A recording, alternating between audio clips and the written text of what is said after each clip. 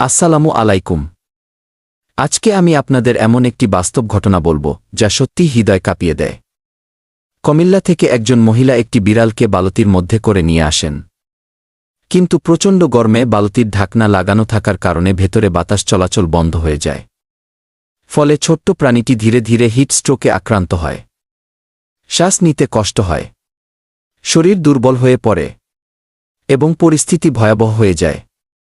এখন তাকে প্রাথমিক চিকিৎসা দেওয়া হচ্ছে। কিন্তু এই ঘটনা আমাদের জন্য একটি বড় শিক্ষা রেখে গেছে। একটু অসাবধানতা, একটি ভুল পদ্ধতি, আর একটি জীবনের ঝুঁকি।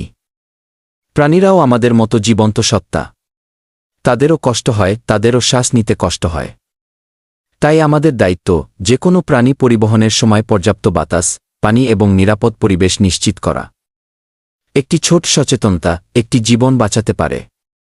আসুন আমরা সবাই মানবিক হই, দয়ালু হই।